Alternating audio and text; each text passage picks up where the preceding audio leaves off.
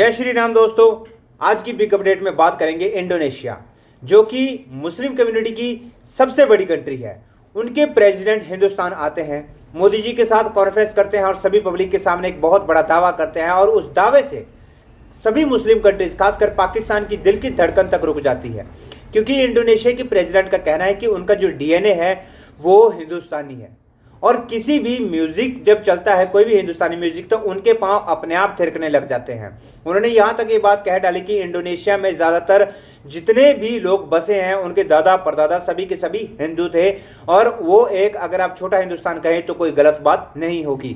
तो उसके बाद से दोस्तों पाकिस्तान की पब्लिक की दिल की जो धड़कनें रुकी हैं उसका रिएक्शन जानेंगे आगे वीडियो में। लेकिन दोस्तों वीडियो को फुल वॉच करें, क्योंकि वीडियो बहुत इंटरेस्टिंग होने वाली है। उससे पहले आप चैनल पर नए हो तो प्लीज यार चैनल को सब्सक्राइब करके नोटिफिकेशन बेल को भी जरूर ऑन करें। चलो भाई, अगर बात करें प्राबवू जो इंडोनेशिया का प्रेसिडेंट है, तो भाई इस्लामिक सबसे बड़ी इस्लामिक कंट्री है, और उसका बंदा ये कह रहा है कि मैंने डीएनए टेस्ट करवाया और उससे इंडिया के इशार निकले। हाँ। आप चले जाएं हिस्ट्री में थोड़ा सा पीछे ऐसे कुछ, तो आपको जितनी भी कंट्रीज हैं उनके फोरफादर कहाँ से निकलेंगे? इंडिया से। देखें, इंडिया तजारत की गर्ज से या बाकी चीज़ों से उसी खित्ते से लोग निकले और वहाँ जाके बस गए। अब देखें, ईस्ट इंडिया कंपनी जब इंडिया में आई तो इंडिया की तजारत बढ़ गई, हर कंट्री के साथ, हर खित्ते के साथ। कुछ लोग उधर रह गए, कुछ ने शादियां कर ली, कुछ ने तिजारत कर ली, तो दुनिया के हर कोने में वो फैल गए। आप पाकिस्तान को ले लो, आप बांग्लादेश को ले लें, आप श्रीलंका, आप इवन के इस खित्ते में किसी कंट्री को पकड़ें, उनके फोरफादर्स कहाँ से निकलेंगे? बरसगीर इंडिया से ही निकलेंगे, क्योंकि ये चीज़ स्टार्ट ही उधर से हुई। पर यहाँ मुझे जो मोस्ट इंटरेस्टिंग बात लग रही है वो ये है कि इंडिया की अब जो इकोनॉमी बहुत ऊपर है ना, तो अगर ना भी डीएनए में होता तो उसने बोल देना था कि मेरे डीएनए में इंडिया का डीएनए मौजूद है। कहीं ना कहीं पे सोशो इकोनॉमिक्स पे अगर बात करें तो दुनिया ना इंडिया के साथ कल्चरली जुड़ रही, इकोनॉमिकली इंपॉर्टेंस तो इंडिया की है ही है, लेकिन कल्चर वाइज देखिए, और हर कंट्री अपने आप को कहती है कि मैं इंडिया का फ्रेंड हूँ, मैं इंडिया का फ्रेंड हूँ, या मेरा डीएनए इंडिया ही है। तो हर कोई इंडिया से जुड़ना चाहता है कहीं ना कहीं, तो ये बहुत बड़ी सक्सेस है ना उनकी। वाह दीदी। देखें, उस इंडिया की तो है, लेकिन हम इस नज़रिए से देखें तो ये इस खित्ते की सक्सेस है। तो भाई पूरी दुनिया चाहती है कि देखें जो भी बड़ा होता है सब उसके साथ हाथ मिलाते हैं। लेकिन यहाँ पे हमारे भाई ये भी तो बात बड़ी इंपॉर्टेंट है ना, कि अगर हम इंडोनेशिया की करेंसी देखिए तो उसके ऊपर जो है ना भगवान गणेश की जो है मूर्ति की जो है फोटो है, और पूरी दुनिया में अगर महाभारत अगर देखा जाता है या उसको परफॉर्म किया जाता है तो वो इंडोनेशिया है। इंडोनेशिया में बहुत ज़्यादा मुसलमान है, लेकिन वो अपने सनातनी जो हिंदुइज्म के कल्चर को आज भी प्रेस करते हैं और आज भी उसको उसी तरह प्रमोट करते हैं। वो कहते हैं कि हमारे फोर फादर का रिलीजन था और हम इसको जिंदा रखेंगे। लेकिन अगर हम पाकिस्तान की बात करें, 1947 के बाद हमने क्या किया कि यहाँ पर जितने भी सनातन धर्म हिंदुइज्म से रिलेटेड चीज़ें थी, मंदिर थे या हिंदू थे या सिखों के गुरुद्वारे थे, तो हमने उन सबको डिमोलिश करना शुरू कर दिया या फिर बंद होना शुरू, क्योंकि हिंदू बहुत तेज़ी से यहाँ से माइग्रेट कर गए। तो हम तो कल्चरली अगर देखा जाए या फिर हिस्ट्री को अगर हम दोहराते हैं तो कहीं ना कहीं पर हमने वो चीज़ छोड़ी है जिसको Indonesia as a big Islamic country जो है कैच करने की कोशिश कर रहे हैं। वो सनातन धर्म को मुसलमान होने के बावजूद भी फॉलो कर रहे हैं।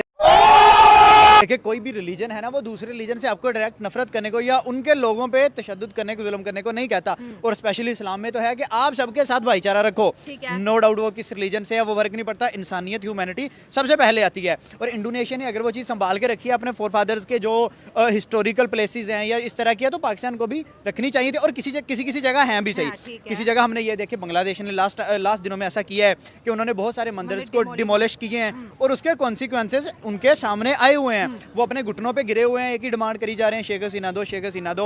और यूनुस साहब जो है इस वक्त बिल्कुल उनके एंड हो गई है। नहीं किया जाए तो जो हम आदम अलैहिस्सलाम से लेके अब तक आ रहे हैं, उसमें हिंदुइज्म है, बिल्कुल है। उन्होंने बात एक लिहाज से सही की है, ठीक है। हर मुसलमान में भी है, एक कल्चर ये था, लेकिन अभी भी कल्चर शादियों में यही चल रहा है, ट्रेंड भी यही है। इंडियन गानों के अलावा हमारी शादी नहीं होती। माइयों, तेल, मेहंदी, हर तरह के फंक्शन जो है इंडियन कल्चर पर जा रहे हैं। आप बड़ा मुस्कुरा रहे हैं, अभी इंडियन गाने सुनते हैं शौक से? कभी कभी सुन लेते हैं। रहा नहीं जाता। इंडियन ज्यादा सुनते हो कि पाकिस्तानी? इंडियन ही सुनते हैं। अच्छा, मोस्ट फेवरेट कौन सा गाना आजकल सुन रहे हो? याद नहीं। नैना ठाकुर के। अच्छा जी, आप कह रहे हैं कि हमारी शादियों का कल्चर भी सेम, और इंडिया की इकॉनमी देखे कितनी हाई जा रही है, 80 मिलियन के ऊपर जा रही है। हमारी 1 मिलियन भी नहीं है, वो भी कर्जा लेके पूरी होती है, ठीक है ना। वो 4 ट्रिलियन की इकोनॉमी है और हम अभी मिलियंस में हैं। हम 1 ट्रिलियन तक नहीं पहुंचे, वो 4 ट्रिलियन तक पहुंचे हैं। तो ये देखे ना, इस्लामिक मुल्क मान रहा है कि मेरे फोर फादर हिंदूज थे, पाकिस्तानी तो नहीं मानते। नहीं मानते। क्यों? लेकिन वो ये है, हकीकत यही है, लेकिन मानते नहीं है। हाँ, शाबाश। हकीकत क्या है? चलिए आज आप हकीकत यही है कि हिंदुइज्म है, हमारे डीएनए में है हिंदुइज्म। ठीक हो गया। लेकिन हम पाकिस्तानी ये हैं कि मुस्लिम कंट्री से हैं, हाँ। तो हम कहते हैं नहीं हम मुसलमान हैं। हाँ, ठीक हो गया। लेकिन हम हिंदुइज्म को ये पाकिस्तानी नहीं और नहीं मानते, करते। लेकिन डीएनए में है। ठीक है, बहुत प्राउड की बात है भाई, हम मुसलमान हैं और हर रिलीजन का बंदा अपने रिलीजन पे बड़ा प्राउड करता है और बिल्कुल करना ऐसे, भी चाहिए। करना भी ठीक हो गया, हम मुसलमान हैं, हमें बड़ा प्राउड है। लेकिन सर जैसे आपने कहा कि हमारे फोर फादर, दादा परदादा, ये उनके कोई ना कोई, क्योंकि हम हिंदुस्तान में थे ना। हाँ, डीएनए है उसमें। लेकिन हमने अपने डीएनए को अगर देखे तो हम भी हिंदुस्तानी थे, या हिंदुइज्म हमारे डीएनए में डेफिनेटली होगा। लेकिन जब पाकिस्तान बना तो हिंदुइज्म पाकिस्तान में उस तरह से नहीं बढ़ा जिस तरह से इंडिया में मुसलमान बढ़े।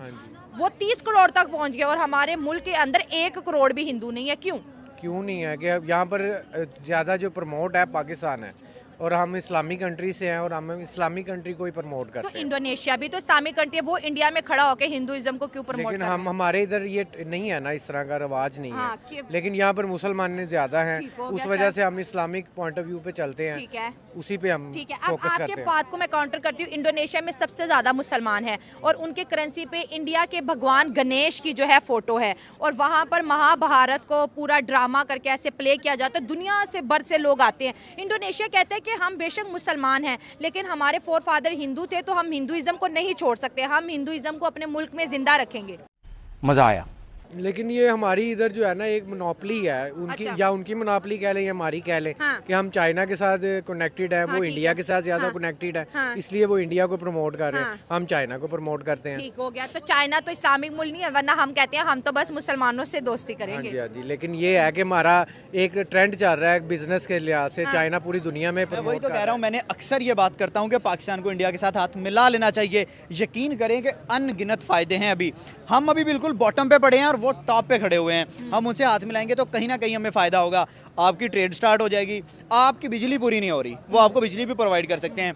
आप हर चीज़ चाइना से मांगते हो क्या जाके, पता अडानी का कोई पावर प्लांट यहाँ पे भी लग जाए। पैसा ही पैसा होगा। बिल्कुल, आप हर चीज़ चाइना से मांगते हो, इतनी सी गाड़ी के चाइना हमें दे दे। इंडिया में मैन्युफैक्चर हो रही है, आप ले सकते हो, और सस्ती है। और वाघा के थ्रू बॉर्डर पे आएंगी, आपको इजीली अवेलेबल भी होंगी, कोई टेंशन भी नहीं होगी। ना आपको कैरेज ज़्यादा पड़ेगी, ना आपको टैक्सेस ज़्यादा पड़ेंगे। आप तो जाते हैं IMF के पास, आप इंडिया के साथ हाथ मिलाएं, ट्रेड स्टार्ट करें, इंडिया आपसे ले, आप इंडिया को चीज़ें दें, इंपोर्ट एक्सपोर्ट चले। देखें दुनिया तरक्की ऐसे ही करती है। वहाँ आप देखिए रशिया की, ईरान की, बाकी कंट्रीज़ की आपस में जंगें भी चलती हैं, लेकिन उनके आपस में ट्रेड भी है। इंडिया और चाइना के मसले हैं, बट लेकिन इंडिया वो ट्रेड भी कर रहे हैं। हैं। देखें, कहते हैं कि जो भी टॉप पे है वो हमेशा से कोऑपरेट करते हैं, और जो बॉटम पे है वो कंपटीशन करते हैं। और हमारे हुक्मरानों को ये बात समझ नहीं आ रही कि हम बॉटम पे खड़े हैं और हम कंपटीशन कर रहे हैं। हालांकि हम इस स्टेट में नहीं है कि हम कंपटीशन कर सकें। इंडोनेशिया से मिसाल सीखो भाई, हमसे बड़ा इस्लामिक कंट्री है। इंडिया में जाके उसने कहा कि इंडिया का DNA है, गानों पे नाचता हूँ, जो भी किया, बट उसने इंडिया के साथ अपने देखिए फर्स्ट विजिट है दोस्ती ये। वाला, हाँ, हाँ, बिल्कुल फर्स्ट उनका विजिट first है, visit है। और फर्स्ट विजिट ने उसने इंडिया के साथ अपना रिलेशन कितना ज़बरदस्त बना लिया। अब नेक्स्ट टाइम मोदी जाएगा तो वो भी यही करेगा। वो भी यही है। मुस्लिम कंट्रीज जो है टेंपल बना रही हैं ताकि हिंदुस्तान की अट्रैक्शन हो, हिंदुस्तान की नज़र में आए, इंडियंस आएँ और ये चीज़ हमारे लिए फेवरेबल हो। मंदिर बन रहे हैं, और हमारे मुल्क में अगर मंदिर बनाने के लिए बजट पास होता है तो हम सड़कों पे निकल आते हैं कि मुसलमान के पैसे से मंदिर कैसे बन सकता है। हालांकि देखा जाए तो हमारे मुल्क में जो हिंदू है, क्रिश्चियन है, ईसाई हैं, वो भी टैक्स देते हैं ना। अगर उनके लिए सरकार कुछ करती है तो हमें क्यों गुस्सा आता है? अभी मैं आपके इस सवाल के जवाब देने से पहले आप सवाल कर रही थी, मैं इधर देख रहा हूँ कि कोई इस तरह का शख्स नहीं हो कि मैं यहाँ से फिर वापस जाऊँगा भी सही या नहीं।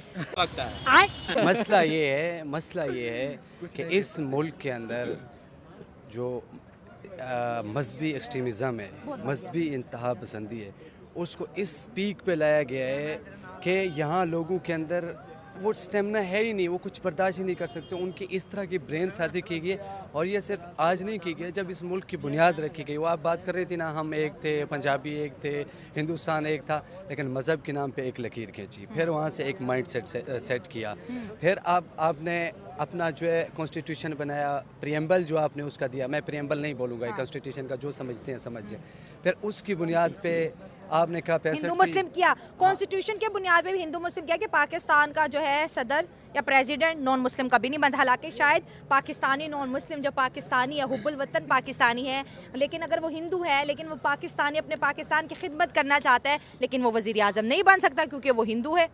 यही तो मसला है ना। यहाँ आपसे मुराद में सिलेबस कह रहा हूँ, जो सिलेबस, अच्छा, हमारे इदारों में पढ़ाया जाता है, वहाँ जो है हमारे आप कोई किताब दिखा दें मैट्रिक इंटर लेवल तक जहाँ आपने कुछ ऐसी चीज़ें ऐड की हूँ जिससे इस खित्ते के अंदर जो एक बच्चा इतना सा है वो बड़ा होते वक्त अपने साथ एक अक़लियत को, मिनॉरिटी को बर्दाश्त कर सके। यहाँ के बच्चे, मैं यूनिवर्सिटी को, मेरी यूनिवर्सिटी ग्रेजुएशन हो गई है, यहाँ लोग मेरे साथ एक क्लास फेलो क्रिश्चियन थी, लोग उसको जो है सलाम करके राज़ी नहीं थे, उसके साथ उसको देख के उसके साथ बेंच पे बैठ के। सर मैंने ऐसे हिंदू देखे हैं जो हिंदू अपना नाम मुसलमान बताते, कहते हमने रहना भी तो है ना। हाँ देखिए, गजब बेइज्जती है। अब वो तो ये मेरे साथ IR का बंदा है, ये बताएगा सही से। मेरे साथ ना हॉस्टल में लड़के हैं, वो CS कर रहे हैं, 3rd सेमेस्टर में है, लेकिन मुझे वो तकरीबन 6 माह या साल बाद पता चला कि बेसिकली हिंदू है, कराची से है, यहाँ पढ़ने आया है, तो उसने अपना नेम मुस्लिम बताया और वो वैसे ही मतलब मैं सुकून से पढ़ लूँ। हाँ सुकून से पढ़ लूँ और वैसे ही साथ रह रहा था। वो इंडिया को आ कहता है DNA 1947 से पीछे चले जाएं, तो हमें हमारा DNA नहीं पता था, तो उनको कैसे सर आपको अपना DNA नहीं पता? 1947 आप 1947 से पहले क्या थे? अरबी थे, तुर्क थे, अफगान थे, आप कौन थे? हम पंजाबी थे, हमको पंजाब। और पंजाब कहाँ था? पंजाब इधर हिंदुस्तान में था ना सारा। था, ऐसे ही है। तो फिर अगर हम हिंदुस्तानी थे तो फिर DNA कहाँ लिंक होता है? पंजाब में होता है। हाँ समझ रहे हो? पंजाब में होता है। तो पंजाब पहले कौन था? पंजाब पहले पंजाब था। सर आप बताएं, ये हमारा 1947 से पहले DNA कहाँ से मैच होता है? सिखों के साथ। क्या बात है, मतलब हमारे फोर फादर सिख थे क्योंकि हम पंजाब से हैं। सिख थे ना? हाँ, सिख थे या हिंदू होंगे? बिल्कुल ऐसे ही है। लेकिन पाकिस्तानी इस चीज़ को ऑन नहीं करते, वो कहते नहीं हमारे फोर फादर हिंदू हो ही नहीं सकते। चले मौलवी साहब, एक आप मैं देता हूँ, बताएं ना आप। मौलवी साहब आप बताएं, एक आप आंसर दें। चले आप बताएं, बड़ी बड़ी लॉजिकल बात है। इनसे भी मैं इनसे भी बात करूंगी, आप क्या कहते हैं? इसके हम बारे ऑन में नहीं मुझे करते पता। उस चीज़ को। आप बताएं ना, मैं आंसर देता हूँ। मैं तो आपको सवाल बता तो रही हूँ। नहीं इतना हमें नहीं है, पीछे का 1947 तक हम पैदा ही नहीं हुए थे। आपके फोर फादर, आपके अबाऊ अजदाद, दादे परदादे, ये तो पैदा हुए होंगे ना, तो हमारी हिस्ट्री क्या रहती है? हमारे आने से पहले चले गए, वो हमारे आने से पहले चले गए, वो हमारे आने से पहले उन्होंने। फाइनली दोस्तों, वीडियो के एंड में मैं सिर्फ इतना कहना चाहूंगा कि इन यंगस्टर को भाई सैल्यूट है, क्योंकि इन लोगों ने बिल्कुल सच कहा है। इन लोगों ने खुद ये कबूल किया है कि हमारा जो ब्रेन वॉश है वो इस तरह से किया गया है कि हम कभी किसी और धर्म के बारे में अच्छा सोच ही नहीं सकते, मजहब के बारे में अच्छा सोच ही नहीं सकते। हम सिर्फ अपने मजहब को सपोर्ट और आगे प्रमोट करना जानते हैं, बाकी किसी मजहब को आगे बढ़ते हुए हम नहीं देख सकते। इस तरह से ब्रेन वॉश किया गया है। कभी किसी भी सिलेबस में किसी और मजहब के बारे में कुछ पढ़ाया ही नहीं गया है। हमारा इस तरह से ब्रेन वॉश किया गया है। यहां तक कि जब ये जो एंड में दोस्तों आपने इन बुजुर्गों का, जो ये मौलाना थे, इनका रिएक्शन देखा होगा आपने, अगर वीडियो फुल वॉच की होगी, तो इन लोगों को भी कहीं ना कहीं मालूम था कि एक्चुअल में इनका DNA क्या है, लेकिन ये लोग बोलने से शर्माते हैं, कतराते हैं और कहीं ना कहीं सच जानते हुए भी उसको मानने से इनकार करते हैं। तो दोस्तों फिलहाल आपका क्या पर्सनल ओपिनियन है, कमेंट बॉक्स में कमेंट करके जरूर बताएं। मिलते हैं आपसे किसी और वीडियो में, तब तक के लिए जय हिंद, जय भारत।